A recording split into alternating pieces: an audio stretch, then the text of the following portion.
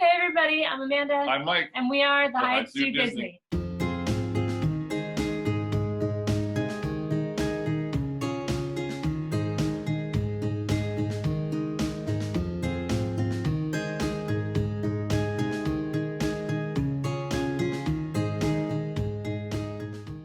Welcome back to the channel. As you guys can see, we are set up a little bit differently here because it's not just us. And so welcome to our friend Donna, all the way this way, across, I almost said across the pond, I know that's not right, across the country. So Donna, thanks for joining our party here. Thanks for having me. We're going to talk about some good stuff, I feel like. Yeah, so, I mean, I know I personally talk about you on the channel all the time, and I definitely am wearing one of your shirts underneath here, so you just want to kind of tell the internet, like, quick little who you are, what you do, or what you did before the world shut down. All right, so hello, internet. My name is Donna, like she said. What I do is kind of lots of things.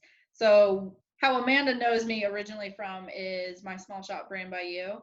I started kind of off on there, and then that's been going for about 5.5 years now, centered on Disney merch.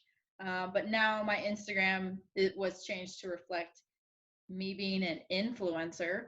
But I do still have my small shop. I just kind of like put it on a different page because my page went from like small shop to influencer, so I just changed the name.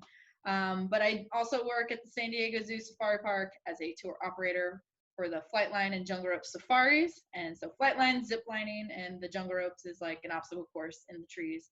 And that's really cool. And I have some wicked tan lines that will never go away, apparently. Yep.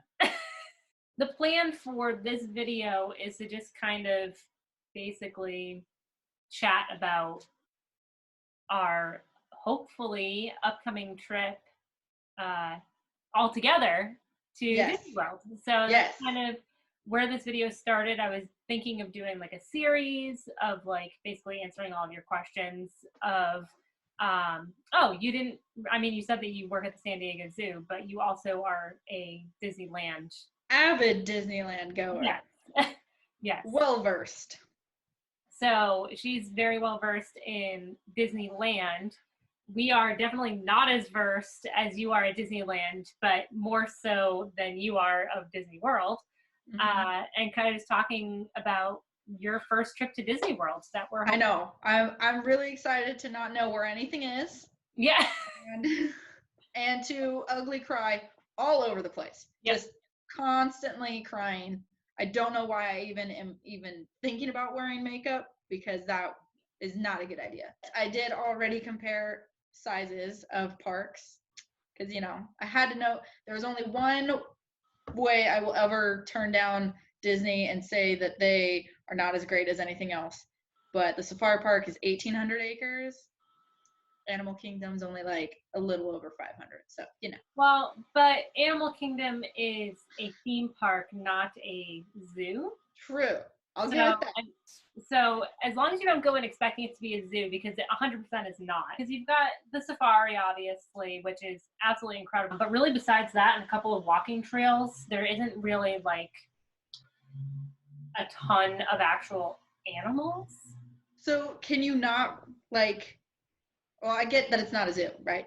Yeah. So is there not a lot of chances to see the animals unless you do the Kilimanjaro safari? There's an Asia jungle trek where you can walk through, see tigers and birds and other Asian animals, and then they have a gorilla trek where you can see the gorillas. When you walk down in, they have like other types of birds and otters, and there's alligators on one side. There's little viewing places as you walk around that you can see. Yeah, there's lemurs. Lemurs. They have macaws that fly around naturally. They have a whole flock. They're just come buzzing over your head. I did see someone's video once of that. I did not know that was a thing until I saw that one video like maybe 2 or 3 months ago. Compared to, what you do for work of working at a safari park and part of, the San Diego Zoo, it's definitely not a zoo, but the attractions there are Tracks are my awesome, favorite. yeah. My favorite park attractions wise.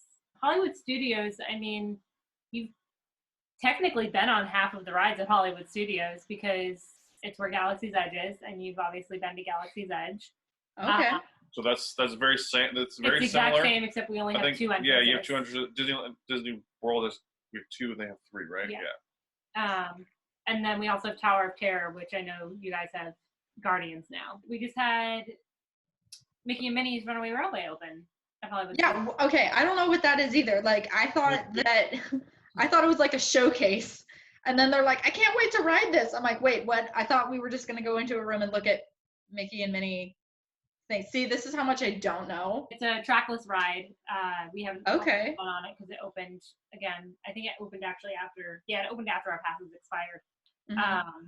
So we wouldn't have had a chance to ride it anyway. And you missed the one big section. I haven't Toy gone Story there Land. yet. Yay. Yeah, Toy Story Land too. Is that in Hollywood Studios too? Yes. Okay. So, yes. I have no idea the size of all these things either, because it's like I know size relations in terms of like Disneyland or California Adventure, but like to me, Toy Story Land seems kind of small. It is technically. Yeah, it's technically the same. I think it's a pathway to Galaxy's Edge for me. That's all it is. Yeah, now. I mean. Okay. Yes. Oh, so like Bugs Land then would be to like. Yeah. Okay. Except for it actually right. a big ride. It has a big. Have like 3 rides there, and that's it. Yeah, the roller coaster, Slinky Dog, Aliens Rolling Saucers, and Midway Jesse's. Midway. Oh no, we have Jesse's. Yeah, you got Jesse's. So I would say Hollywood Studios. It would be. So compare that to DCA, California Adventure, and opposed to size and some of the rides and stuff like that. Yeah, it's definitely the big thrill attraction park. But it's the smallest of the parks. Wait, Hollywood Studios is the thrill attraction? Yeah. Oh, see, anytime anyone says Hollywood Studios, I think our Hollywood Studios, and it's like there's nothing there. You have the Art of Animation. That's a hotel. You have the Animation Academy, which granted is like a cool place to go hang out. Yeah. But then you have like Monsters Inc. shoved in a corner where no one knows where it is.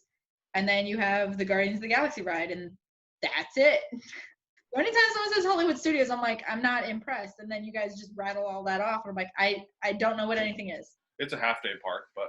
Well, it's becoming more of a full-day park with how long the lines are for Star Wars. I mean, I could all day there at this point. Before Star Wars, we would go for half a day, and that was it. And then Epcot.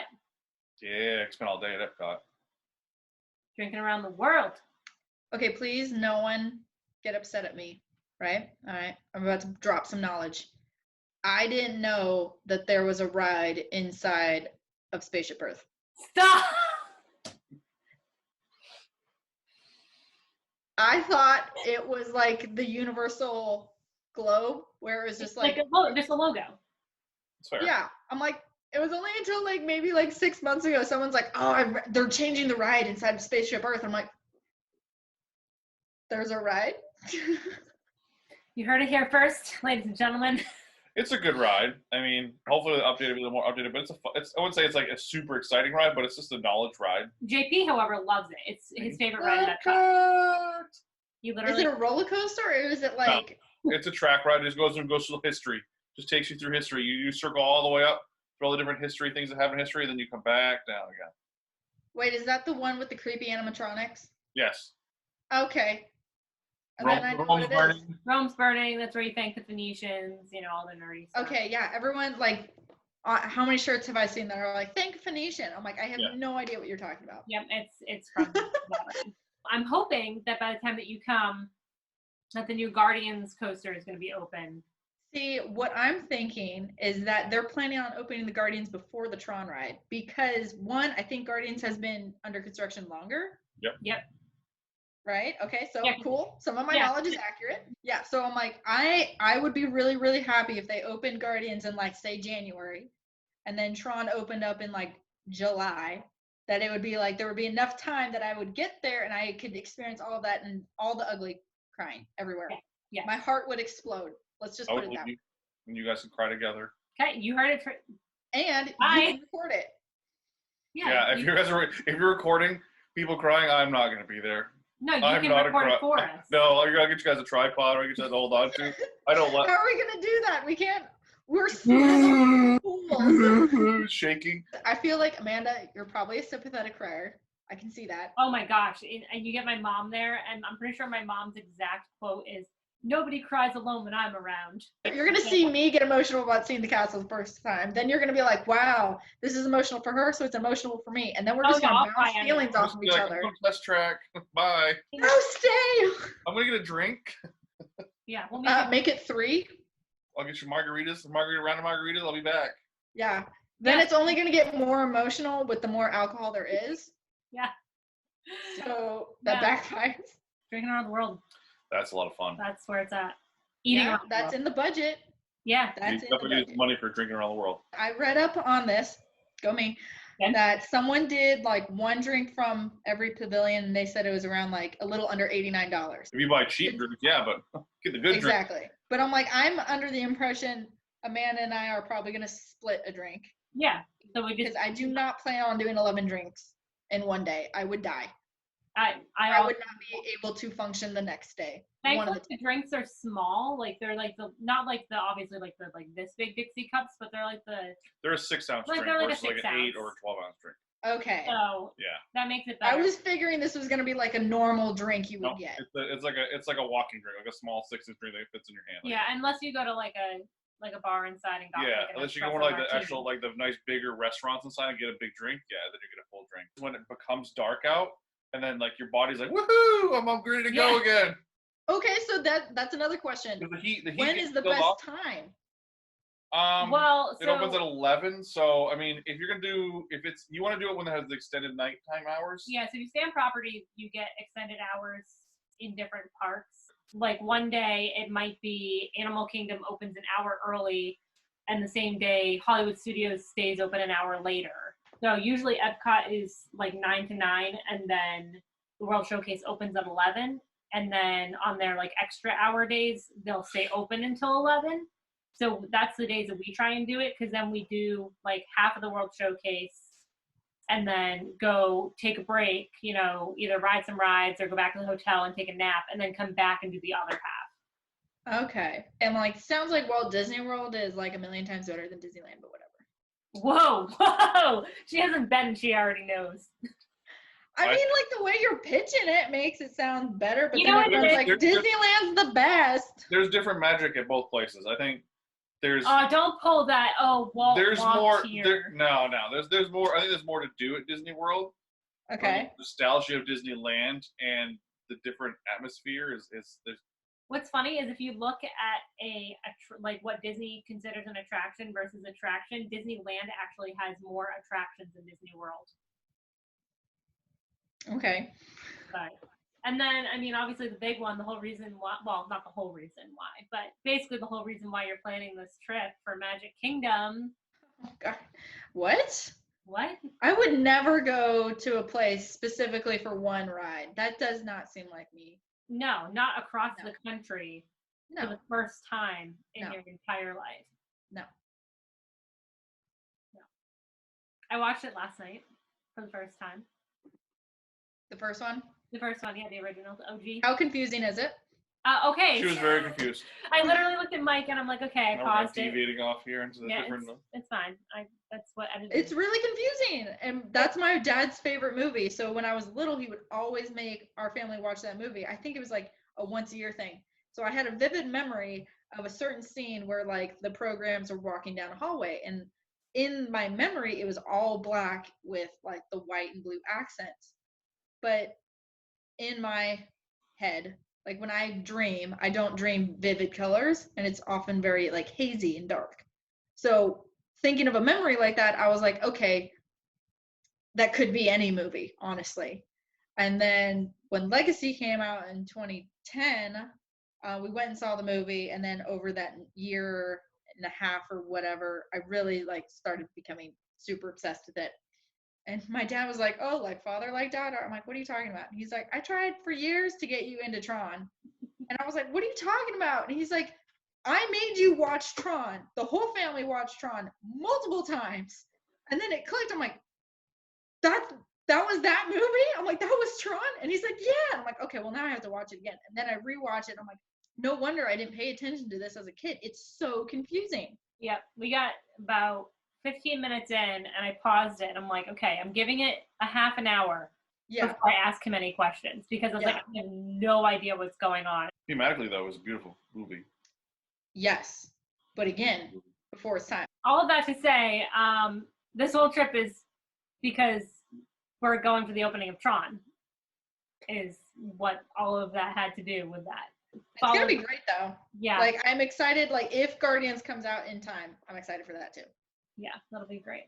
So, yeah, it'll be interesting. I can't wait to, like, help you navigate Magic Kingdom, because when you walk in, you're going to be like, oh, yeah, I know where I'm going. And then you're going to be like, nope.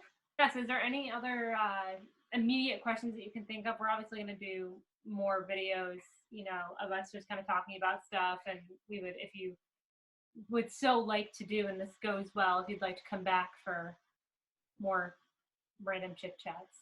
Yes, I like random chit chats. I guess the only question that I feel like a lot of people would need to know for any vacation is how much to budget for, realistically. Oh, Lord! Well, so how long are you're thinking a week, right? Like 7 to 8 days-ish?